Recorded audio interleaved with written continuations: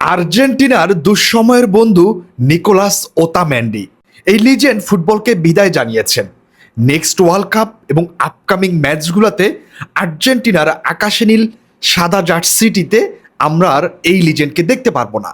ওতামেন্ডির কথাটা শোনার পর আপনার ভিতর হয়তো অন্যরকম প্রতিক্রিয়া আসতে পারে। আপনি কিছু পুরনো স্মৃতি খুঁজে পেতে পারেন, যেটা হচ্ছে আপনার কাছে মনে হবে এই ওতামেন্ডি অনেক ডুবিয়েছে আর্জেন্টিনাকে। ওতামেন্ডি আর অযথা ফাউল দিয়ে তিনি অপোনেন্টকে পেনাল্টি গিফট করতেন।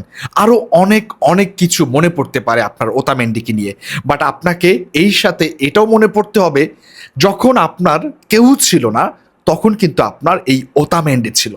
দেখুন, মানুষ পুরোপুরি নিখুঁত হয় না, পুরোপুরি পারফেক্ট হয় না। ওতামেন্ডিও একদম পারফেক্ট ছিলেন না, খুব বড় মাপের কোনো ডিফেন্ডার ছিলেন না, সেন্টার ব্যাক ছিলেন না। বাট যখন তিনি আকাশে নীল জার্সিটা গায়ে জড়াতেন তখন তিনি কিন্তু এই দলটার হয়ে নিজের জীবনের সবটুকু দিতে রাজি ছিলেন এবং দিয়েছেন। আপনাকে জাস্ট আমি কোপা আমেরিকা 2021 ফিরিয়ে নিয়ে যেতে চাই, যখন লিওনেল মেসির কাছে একটিও ইন্টারন্যাশনাল ট্রফি ছিল না। ওই ম্যাচটাতে নিকোলাস ওতামেন্ডি নেইমারকে আটকিয়েছিলেন, নেইমারকে ফাউল করেছিলেন।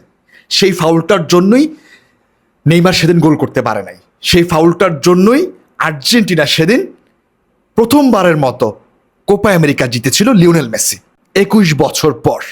সেই ওতামেন্ডিকে আপনি কিভাবে ভুলে যেতে পারেন? সো এই ভিডিওতে আমি ওতামেন্ডিকে নিয়ে এই কথাগুলি বলতে এসেছি যে আমরা আমাদের লাইফে এরকম অনেক হয়, মানে আমাদের লাইফে বিপদের সময়, যখন আমাদের খারাপ সময় কিছু মানুষ থাকে আমাদের, বাট যখন আমরা আমাদের লাইফে ভালো সময় চলে আসে আমরা ওই মানুষগুলোকে ভুলে যাই যারা আমাদের খারাপ সময় সঙ্গ দিয়েছিল।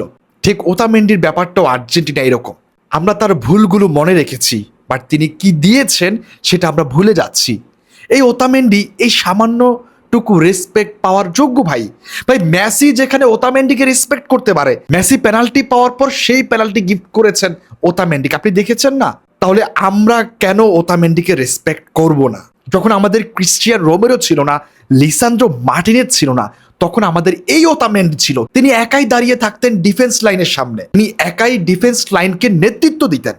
হ্যাঁ, তিনি অনেক ভুল করেছেন, তিনি অনেক অযথা ফাউল করে অপোনেন্টকে পেনাল্টি গিফট করেছেন। এরপরেও ওতামেন্ডি আমাদের একজন ডিফেন্ডার ছিলেন যার উপর আমরা দিন শেষে ভরসা রাখতাম। সেই ওতামেন্ডি ফুটবলকে বিদায় জানিয়েছেন, তাকে আর আমরা কখনো আর্জেন্টিনার আকাশে নীল জার্সিতে দেখতে পারবো না। আমি ওতামেন্ডিকে মন থেকে আন্তরিকভাবে ধন্যবাদ দিতে চাই যে আমাদেরকে এত সুন্দর একটা জার্নি উপহার দেওয়ার জন্য।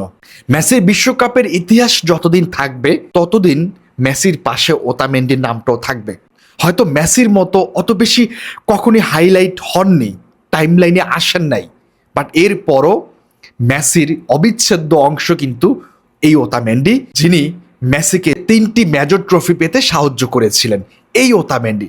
সুতরাং ওতামেন্ডিকে আমরা অবশ্যই সম্মান জানাতে হবে, ওতামেন্ডিকে সম্মান করতে হবে। দেখুন, আমার কাছে মনে হয় আমরা এই ওতামেন্ডিকে তার প্রাপ্য সম্মানটুকু কখনোই করি নাই। বাট আপাতত আমার কাছে মনে হচ্ছে তার এই বিদায় মুহূর্তে, কিংবা তিনি যখন ইন্টারন্যাশনাল ফুটবল থেকে বিদায় নিয়েছেন, এবার তাকে আমরা সেই সম্মানটুকু করতে পারি।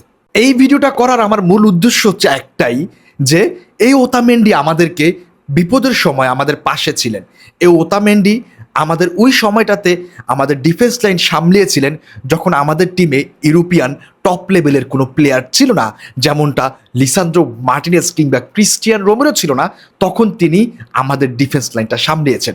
সুতরাং সব শেষে একটা কথা বলতে চাই ওতামেন্ডিকে, ধন্যবাদ আপনাকে আমাদেরকে 3টি পরপর মেজর ট্রফি জেতানোর জন্য, 2টি কোপা আমেরিকা, 1টি ওয়ার্ল্ড কাপ। ফিনালিজিমার কথা না হয় বাদই দিলাম। ধন্যবাদ ওতামেন্ডি, ধন্যবাদ আপনাকে।